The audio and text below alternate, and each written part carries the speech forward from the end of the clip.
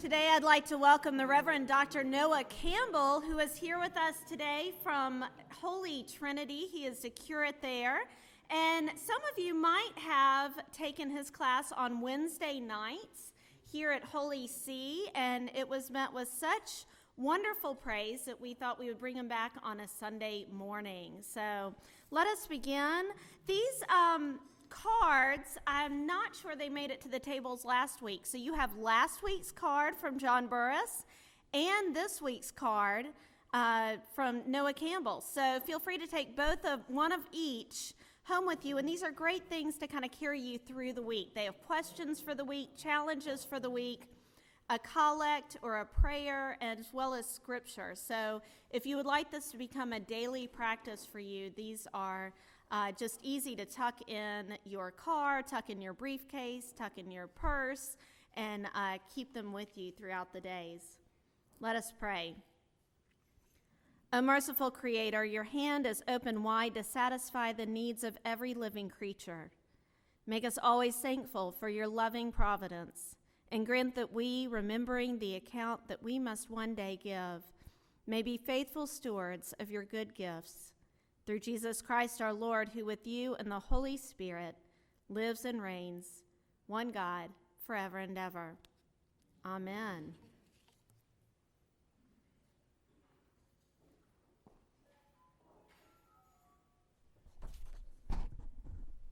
Good morning. It's good to be back. I was with you for 3 Wednesdays some months ago, and during those 3 Wednesdays, we looked at a theology of food and spirituality of eating. We looked at some biblical passages, and we connected that to both our own participation in the story of food, and considered food from the perspective of a currency of the kingdom of Christ. And then we also looked at ways we might engage in a just and resilient food economy. So I thought I would start just sort of continuing that theme by presenting an overview of Memphis Tilth very briefly.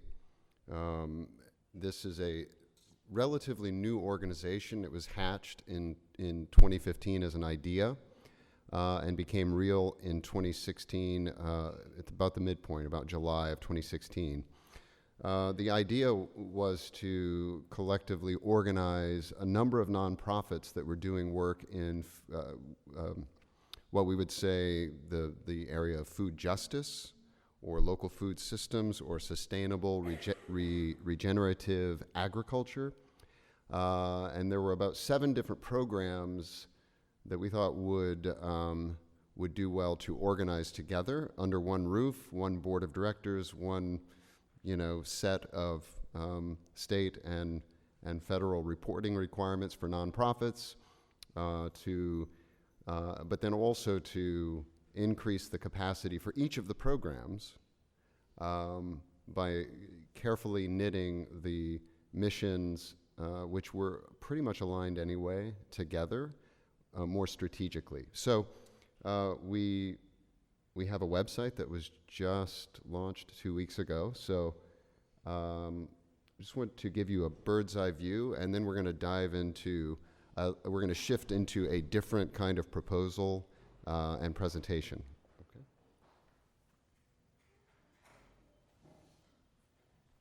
As I said a minute ago, Memphis Tilth is a nonprofit collective housing like-missioned initiatives for land, food, people, and place. So we really think about our work as pertaining to food from source to sink, is the way we like to say it, or from seed to table and beyond. So that's why we try to be as inclusive in our statement as possible. Land, food, people, and place. That's about as comprehensive as we can get.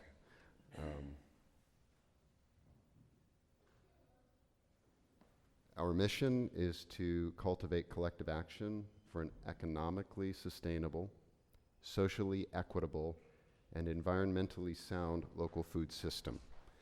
And so how we are doing that, trying to accomplish that mission, is through existing programs or existing nonprofits that have formally dissolved and have become programs of Memphis Tilth, which is itself connected to a national Tilth alliance. If this were a presentation about Memphis Tilth, I would give you the history of that word, but I won't this morning. So Holy Communion connects to the Tilth because Holy Communion is a site for Bring It Food Hub, which is a local foods distribution nonprofit that is now a program of Memphis Tilth. We just closed the bank account on Friday. So it's about 6 months, I don't know if you know this, to dissolve a nonprofit legally and transfer assets to another 501c3, but we're on the other side of that. So I'm going to drop down a list of all of the programs just for your view, and then we'll shift into a different presentation.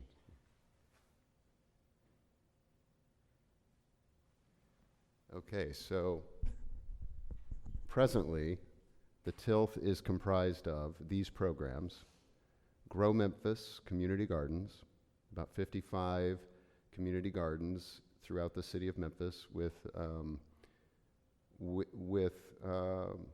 a number of different missions, some just education, some blight remediation, some food, good food access in areas where fresh and healthy options are not always available to the neighbors. Bring It Food Hub, as we've talked about, a local food aggregator and distributor. The Food and Faith Initiative. So I direct the Memphis Center for Food and Faith, and I serve on the board of the Tilth. The Food and Faith will like Grow Memphis and the Food Hub, eventually roll into the Tilth once my contract with the center runs its course next June. So in the meanwhile, the Center for Food and Faith with Christian Brothers University runs the Food and Faith Initiative of the Tilth in a partnership. We have a teaching and community kitchen, food access and affordability program. We have a food policy program, and then lastly, Urban Farms Memphis. All right, so I would love to come back at some point and unpack all of the Tilth for you, but in the meanwhile, lastly, on your table, we are proud to soft launch, or our grand opening, April the 8th. We're having a special event at the Claiborne Temple with a singer-songwriter who was born in Memphis. Citizen Cope will be playing for about an hour and a half at the Claiborne Temple. And you can find out more information about tickets at Citizen Cope Tilth. Well, you can see it listed there at the bottom. All right, thank you for allowing me to plug the Tilth. All right, so when I was asked to speak this morning, Hester mentioned that this was in the context of a Lenten series, a stewardship of creation and growing a rule of life. And so I thought, well, what I could do is think about rule of life and regularizing our lives through the lens of my own personal practice of gardening. Between 2015 and 2016, I took a series of photos once a month to match the liturgical year. So I started in Advent of 2015, and I'm not a professional photographer, which you will see. You will note that. And I do hope the resolution of the photos makes its way onto this larger screen in a way that's legible.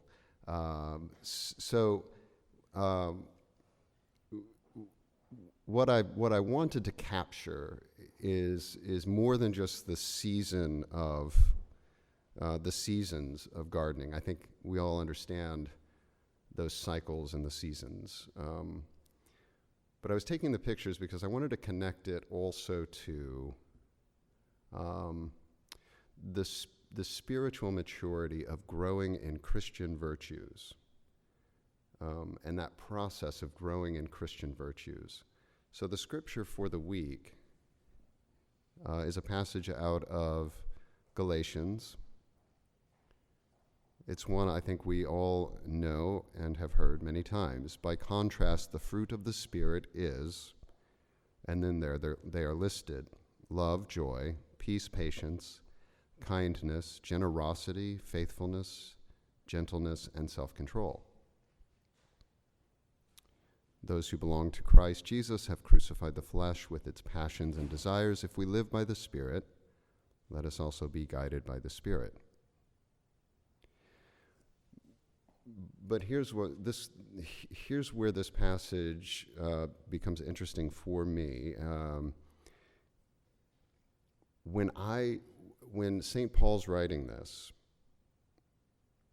and mentions fruit, the fruit of the Spirit, there's an immediate image that his original hearers and readers would have had. And it was not walking into a supermarket and seeing fruit, an abundance of fruit before you, without any sense of the backstory, right?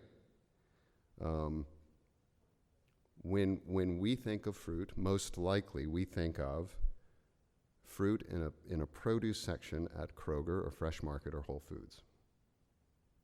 In other words, we walk in the door with money in our pocket, and voila, fruit. So when we hear this passage, the fruit of the Spirit, it may, just the way in which we are in relation to fruit now might trick us into thinking that, hey presto, these virtues are also that close at hand, when in fact they're really not, right? But if we grow our own fruit, we have a totally different understanding of what St. Paul's getting at here. So when I was taking the pictures of the garden, it was both to capture the season and progress, but also to be reminded that it takes time to grow into the fruits of the Spirit: love, joy, peace, patience. In fact, gardening has taught me, has helped me to have a different understanding of joy, a settled disposition of hopefulness and such. But then I recall reading a definition of joy that went like this: joy is an inexhaustible force for fresh creation. And if you're a gardener, or if you've tried to garden, you understand that is required. Otherwise, once you have moved out of the year one and the spike of enthusiasm and entered into the trough of despair in August with weeds and bugs, to be able to cultivate joy through gardening, and that life force for fresh creations, is something that the garden does to you, and it doesn't happen overnight. And in fact, as this series of photos will demonstrate, you can sometimes feel flourishing in some of these virtues, and then by December, where is that? Where was that? Where'd that patience go, and kindness? So thinking about spiritual formation, thinking about the disciplines of Lent, thinking about growing a rule of life that is actually connected in some ways to our relationship with God's creation, but also thinking more long-term about what does it mean to grow into the fruits of the Spirit, from a very specific example of the growing of fruit.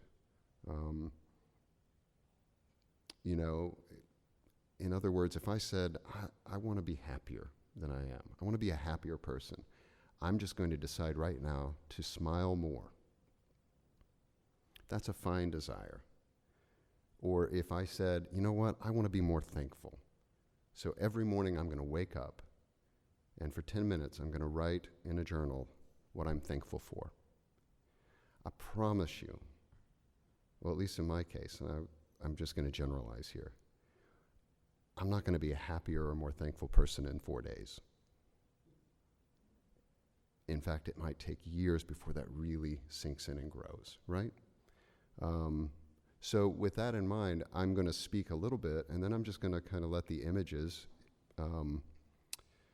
speak for themselves. And I hope that as you look at the images, this notion of the seasons of growing in Christian virtue, of the time it takes, of the work it takes, of the gifts that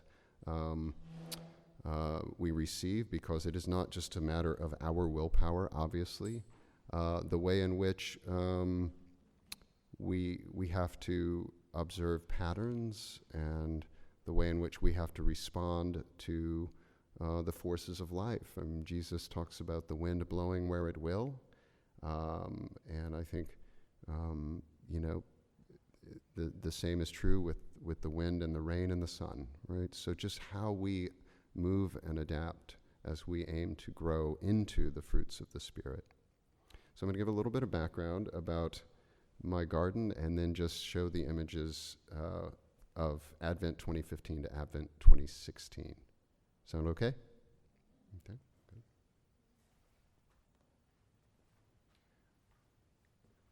Okay. Oikoskopos. That is, I made that up. I took the word for home, oikos, and the Greek word for garden, kaipos, and I just combined them. So there you have it. So we moved to this location in 2012, June of 2012, from Ohio. Moved here to start the Memphis Center for Food and Faith. And when we bought the home, the back of the house was completely covered in many layers of do-it-yourself asphalt and carports. So there you go. So that's how we started. This is how we started our garden. Okay, I don't know if you can see that. Is that okay? Can you see that? I'm going to put on my glasses. Okay, so you see the asphalt, and you also see the carport.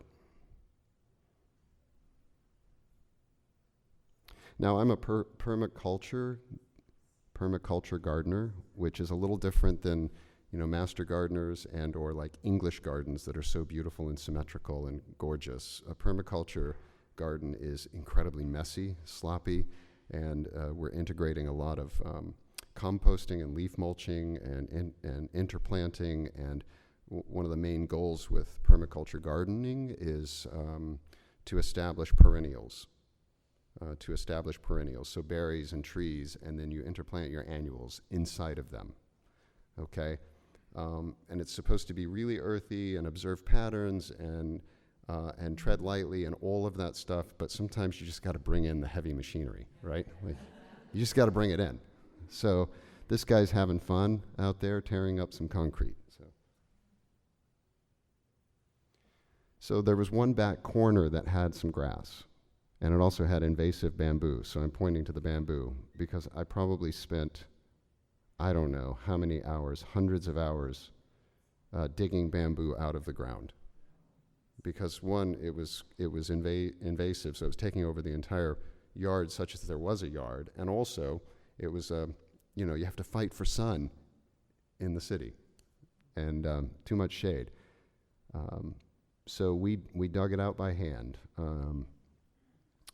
But we started with, I had my sons, Leo and Felix, paint 2 trash cans, and we drilled holes in them, and that became the beginning of our garden, composting. You see the leaf mulch to the right, and the food scraps we would put in the trash cans so that we didn't upset the neighbors by attracting vectors, as they're called, or rodents.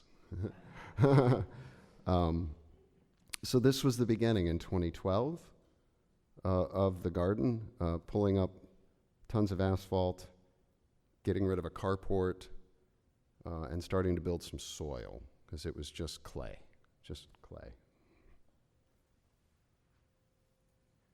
Okay, that's the aftermath of cutting off the carport and pulling up asphalt, and you can see the top arrows pointing to a tree we had to have removed, and then in the back you can see the compost.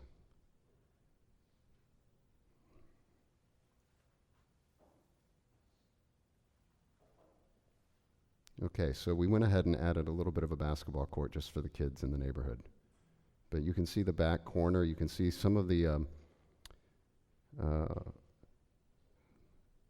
well, we've cleaned up the corner a little bit. We're getting rid of some bamboo. I've got bamboo all the way down that wall that I've trimmed up, but eventually we were able to remove all of that bamboo, and it's gone now. I was told that I couldn't do it without lots of toxic chemicals, but we've managed to make it work. You just have to keep at it. So occasionally I'll still see a little shoot, and so you cut it off and it can't feed and it goes back to sleep. So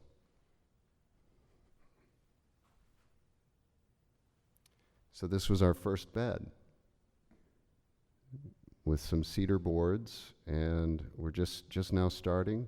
You see the bamboo sticks behind us that we're going to use for the garden.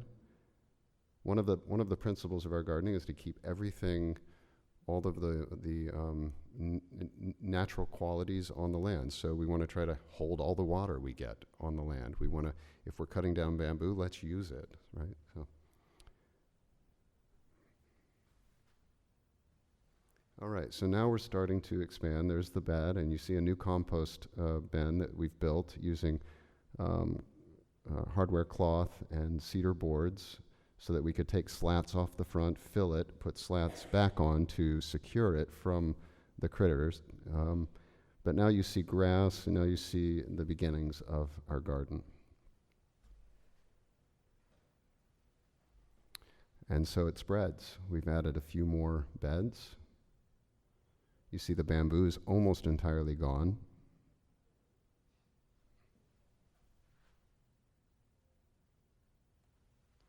Now we're starting to leaf mulch. So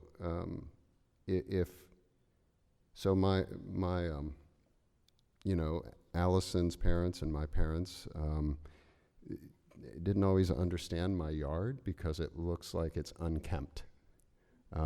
Which it kind of is. So there's, no sprays on it or whatever, so we have more clover than we have grass. But also we collect leaves, and we'll go and steal them from neighbors who have bagged their leaves, and we just start piling them up and secure them. Sometimes we'll throw like cardboard on top just to keep the leaves in place. But this is how we start to build soil. We're building soil up. And also I'm mulching down the back side. You can see the leaf mulch we've left there. So, okay, this is a year and a half later, and you can start to see this permaculture, this food forest is what I want to call it, coming together. You're starting to see extra beds, rocks that we found that we've created a little bit of contour, some flowers, tomatoes, etc. So it's starting to grow, right? Okay. Oh, I missed the joke. What happened? Anybody have a comment? Like, oh my goodness. Oh, wonderful. Well, okay, so there were people who were pressuring me to not do anything else. Like, leave this because it's to scale, and it's kind of pretty and cute, and you can walk around through it, and I loved that. But I couldn't grow enough food on this size, so I needed to expand more. But this is where we made it to this point, and you can see the compost in the back. And we did this for 2 summers, and we were very pleased with the progress. You can still see in the very back by the shed is where the original bed was. But we're now going to start moving closer toward that front toward the basketball court. But this is when, so at this point I'm going to shift into the Advent 2015 and just show you the images throughout the season.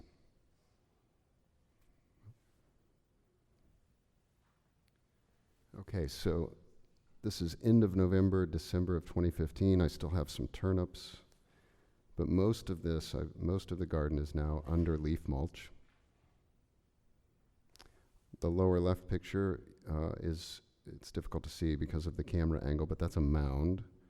Originally, I had an idea of creating an herb spiral. So it's a mound that you can build about 3 feet high and spiral it. You can put the herbs that really like a lot of water at the bottom of that spiral, and the herbs that like to have dry feet at the top. And so when it rains, the water will run down the spiral. So you might put like a rosemary at the very top, and then a lot of basil or other things at the bottom. But it didn't become an herb spiral eventually. So. Okay, early in this year, we decided that we would create a swale on contour. So it's essentially a ditch that is level.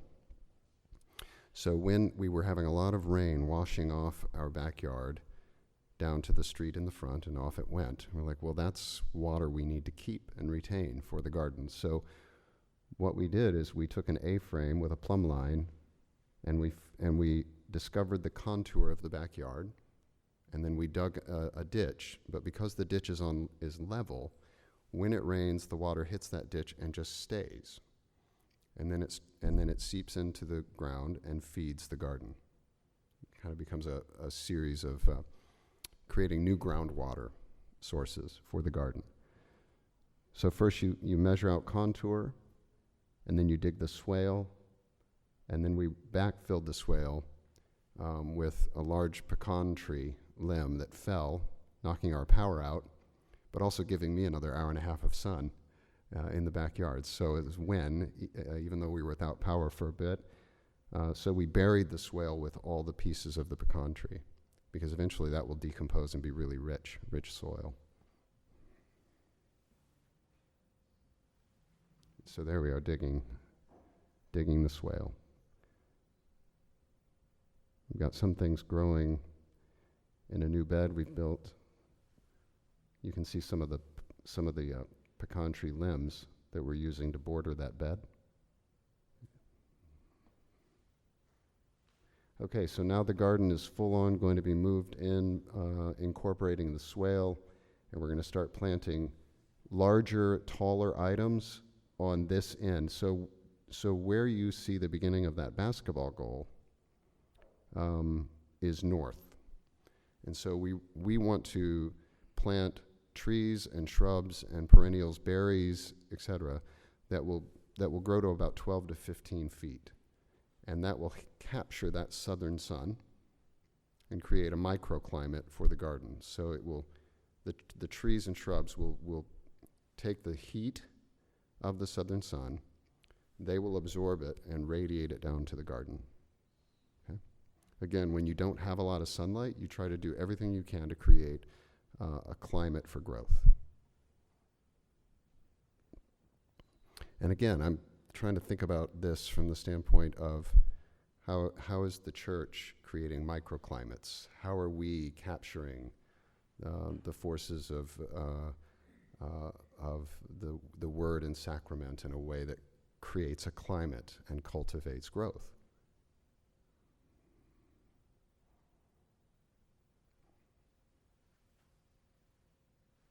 And by the way, I show pictures of my sons, but they're so over this, they don't, another documentary about food, Dad, really? We have to watch another documentary about food. But they do occasionally get out. They're like anyone else. They're like all of us. They want to play in the garden when the tomatoes are ready to eat, right?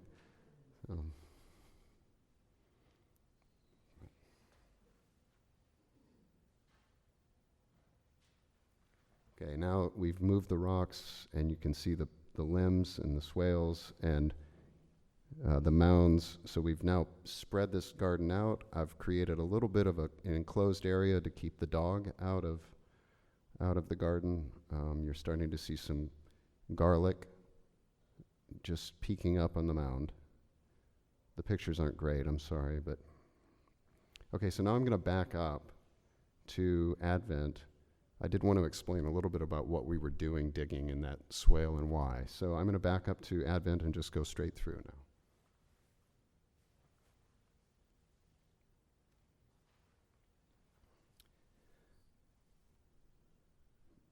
by contrast, the fruit of the Spirit is love, joy, peace, patience, kindness, generosity, faithfulness, gentleness, and self-control.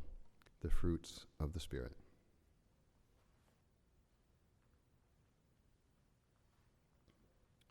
I added one arrow in this series. That arrow is pointing to the first bed. That's the location of that first bed. Kind of buried behind it. And all of the composting is now moved over to this side off screen to the right, where we're trying to create more soil. Is the fence in the back on the north or south side of the property? It's on the south side. Yeah. And I'd love to take that fence down. But we need it for other reasons. But I just do not get a lot of sun. 6 hours is, so I'm really working to orient the garden to maximize the sun until I can get the 2 cherry trees, the 4 fig trees, the plum tree to grow and create that microclimate that I need. So along this front edge where you see the rocks, I've got a number of trees planted there, and you can see the plum tree is doing pretty well over to the right.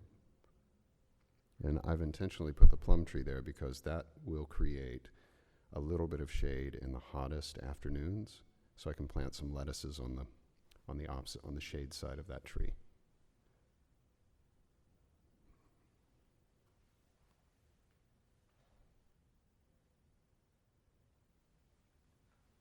Okay, so now I'm going to go back to Advent 2015 and just more quickly flow through the images.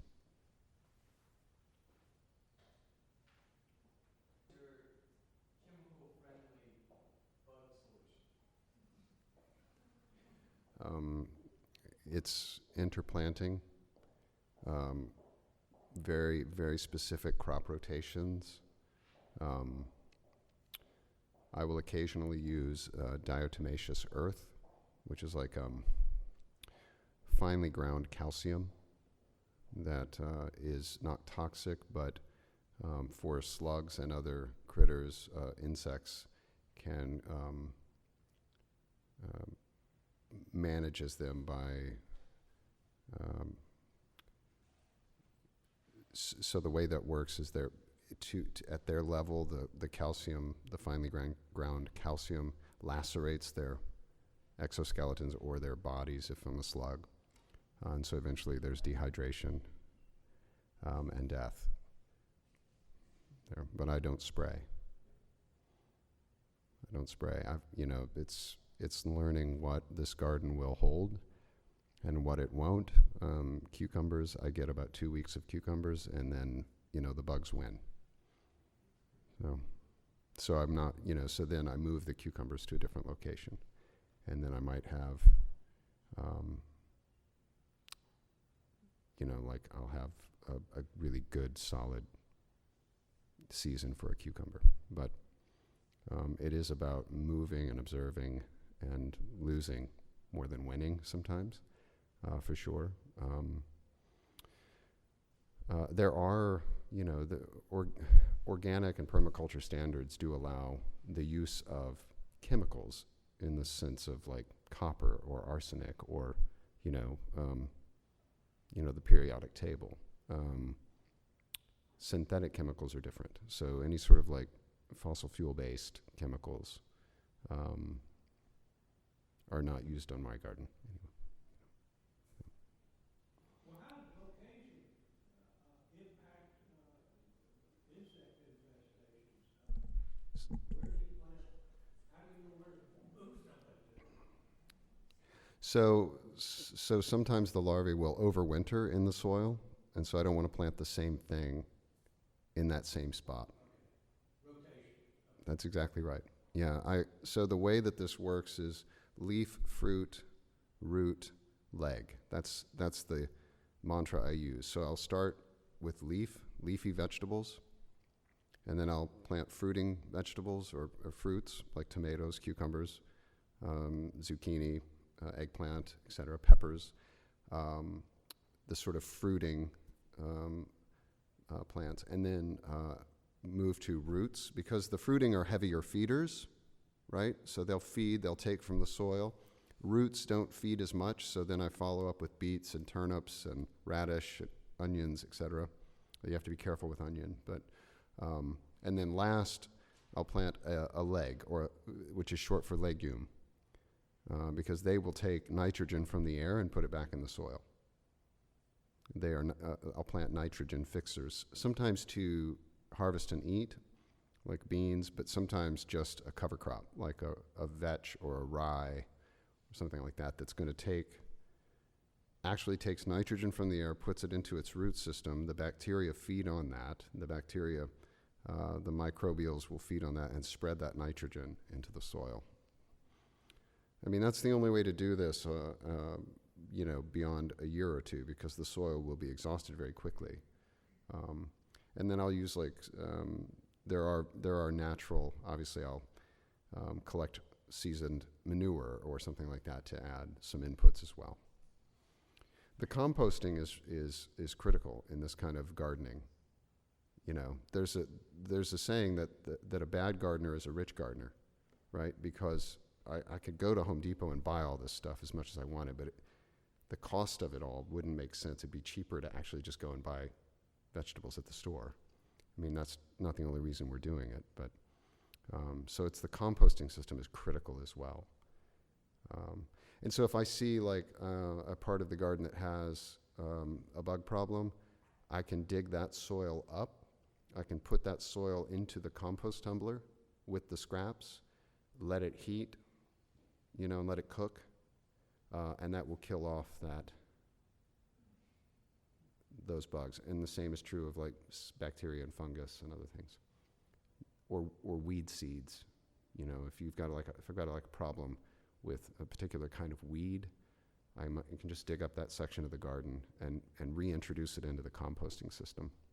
And if it gets hot enough, the composting system, if it's hot enough, it will kill the weed seeds. Does that make sense? Mm-hmm.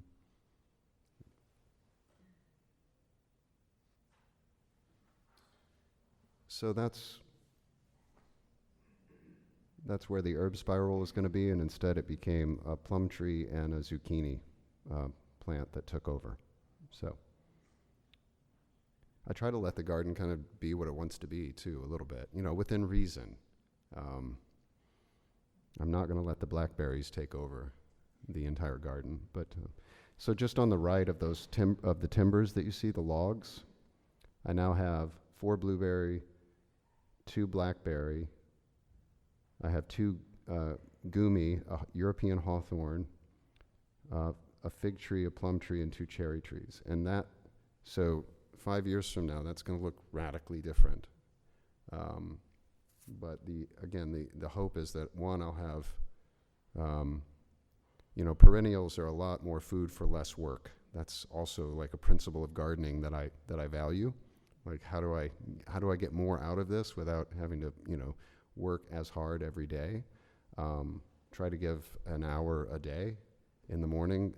Allison says this is my man cave, and I like that. But in a few years, hopefully, there will be a great deal of production from the perennials with less work. Yes?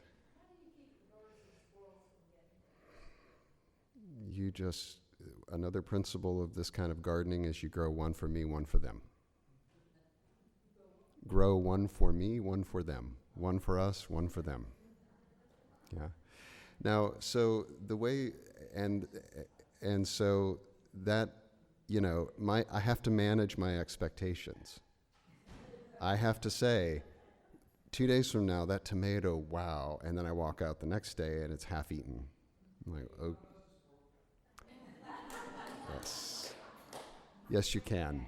Yes. Yes, you can. Yes. Yes. We, everything is compostable. That's the way creation works. We are dust and we shall return to dust. And that applies to the squirrels as well. Folks that live out in the country are fine throwing, critters into their compost pile, because they have time to let it really cook for years. I don't, so I don't put, But you know what's interesting? When we moved into this house in 2012, it was asphalt and it was quiet. Now there are pollinators, there are birds, there are squirrels and mice and snakes. I'm finding pretty large snakes in our leaf pile, garden snakes. I mean, it's teeming with life, and one of the most satisfying sounds for me, to the point of how then, well, what if, the squirrels are just having a heyday with your garden, and it's not one for you, one for them, but they're taking all of it? Or what if you have other critters that are making their way in? Well, all I know is that I was laying in bed one night and I heard a very large owl hooting right outside my window. I was like, oh, okay, there he is. He's going to help out. He's about to help out. Yeah, so. Yes. Yes. Okay. I'm reading all this love and joy and peace. I understand I let the squirrels have a tomato. That's kindness, isn't it? So I don't know. I could think about it like, I don't want to be too overly romantic about gardening, because you do violence to the ground the minute you start cutting into it. I mean, there's a sense of it's humbling in a way to recognize, to eat. We break the body of creation. And so, there are a lot of spiritual traditions in our own faith and other traditions, indigenous faiths as well, where the taking of a life for food is a very sacred moment. So I think kindness and maybe gentleness is just how I engage with the soil. Again, just mindfulness. Correct, but I also didn't take the easy way, which would have been to pour glyphosate and other chemicals onto that bamboo and into that bamboo. Instead, I dug it up. And, that bamboo was serving a purpose, creating shade for, a part of the yard that maybe the previous owners liked to sit there, but it was not going to serve a purpose for the garden. So yeah, I did dig it up, but hopefully I was kind to the soil by not adding toxins.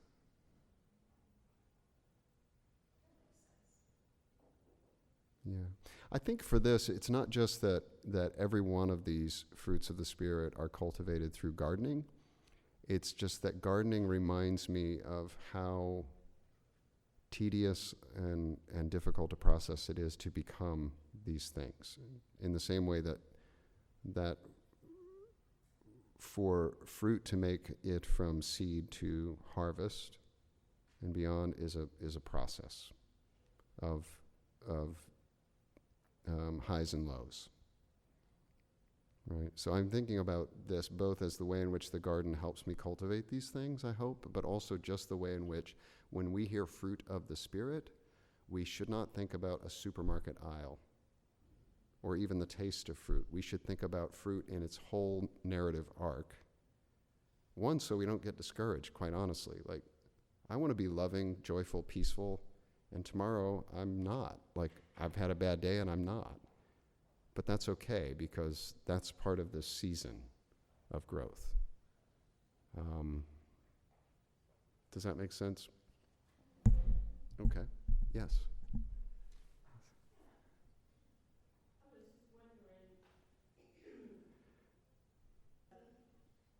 Yes, just like there are many times in my life that I think I have self-control, or I'm kind, or patient, and then something happens and I'm like, oh, I got work to do there.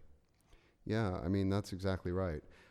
I made the mistake once of collecting leaf mulches, leaf bags from driveways and just opening them up on the garden in December and opened one bag, and to my chagrin, it was all black walnut leaves, which black walnuts produce a chemical that will kill anything in a garden. Yep. You know, my mother-in-law, she has a wonderful garden up in the Shire of Northwest Arkansas, and where they live, and but her tomatoes have developed a fungus, and it got into the soil, and she has not been able to grow anything in her garden for a season. She just has to clean the whole soil. So that's a different process of remediating the soil. Yeah, so that for sure happens. I mean, the distinction here as I stand before you is to recognize that this is both the same and a different dialogue if I am dependent upon this garden to feed my family exclusively. I mean, that is a different, it's easier for me to allow there to be a season where the garden, where nothing will grow in a spot, and I can try to find out what's wrong with the soil, and over time try to heal that soil. But it's a different set of needs and moves and pivots if I don't grow, we don't eat, right? So that's should be said. It should be said. Mm-hmm. Right. So that was taken in August, and I do from time to time try to give the garden like a drenching. Yeah. Yes. There's drip tape and other things that I've incorporated in, but sometimes I just saturate it. Now, what I am in the process of doing is building that leaf mulch up so that in between the rows and in between the plants are layers, years of leaf mulch. And once that, remember, we started with clay and asphalt, but once I can get that kind of spongy, carbon-rich soil, it will hold water. I'm just not quite there yet. Not quite there yet. That's a few more years of just building up the kind of soil that will hold water. And once that happens, in most cases, the watering isn't required. I shouldn't say that generally. For my garden, it won't be required. The size and scale, and also the way in which it's, I hope, integrated with shade, and also with swales holding water and letting it seep and stay in the ground, and then with the leaf mulch. I'm hoping that I have to water even less frequently. But yeah, so that is August, and you can see the hose going, and I've just drenched it. Mm-hmm. Yes. Do you also use rain barrels, or is it just drench? So would love to use rain barrels. So this shed, I'm hoping to put gutters on it eventually, because that would be a perfect place to put a barrel up on a platform and just let it roll right into the garden, let the water. Just not there yet. And we've talked about putting gutters on our house to capture the rain as well. But what you can't see around our house is that it's just surrounded by trees. And so I don't know that I can actually have a gutter system that would function. I think it would just be constantly clogged. So best case scenario, I would love to catch the rain. Yes. Yes. I try not to till beyond 4 inches, but I try to mix up the leaf mulch there. Now, I'll rake the top layers in between the furrows, and that's that water retention strategy, just to take the leaves and pile them in between the garden rows. But then the lower level of leaves that have decomposed a little bit, I'll just gently turn those in. I'm learning that if I go down too far, I really disrupt the soil ecosystem, for one, and also bring weed seeds back up to the surface. So I just try to till 4 or 5 inches in. Yeah. And then the large leaf mulch, where I'm just collecting leaves all year and piling them. Once or twice a year, I will take the fencing off of that leaf pile turn the whole thing and put it back into the fencing just to turn it.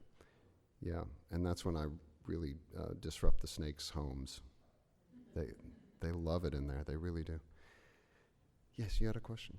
Do you ever have scheduled tours of your garden? Only when it looks just like this. Yeah, I'm not showing you the bad pictures. We do have folks come through, not formally. Like I was asked to be part of a garden tour for Grow Memphis. I'm just not. I'm not there yet. Like infrastructure-wise, most of the time when you look in my backyard, it looks like it's a working garden. So there are tools, there are things. I mean, eventually, that shed is going to be, I hope, a different building, and I'll have a separate garden shed that it's just learning how to function properly. So no, most of the time, like to have people through would be, don't step on that rake, kind of thing. I'm out there working it, so it's not so much a showpiece. Yeah.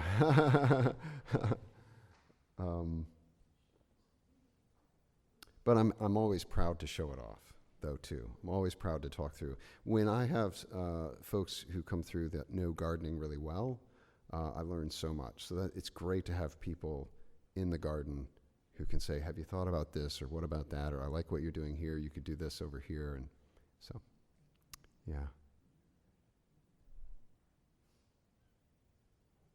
That's right. And that's exactly it. That's exactly it. And well, and being asked to put this, to have this idea and being encouraged to put this together has been, has encouraged me as well to just see this, like, okay, look what it looked like in 2012, like how quickly we forget, and like, there is progress. And because, gardening, like most things, is like there are more failures than success for sure. So thank you for that. Yes. I think it's time to depart. Thank you very much.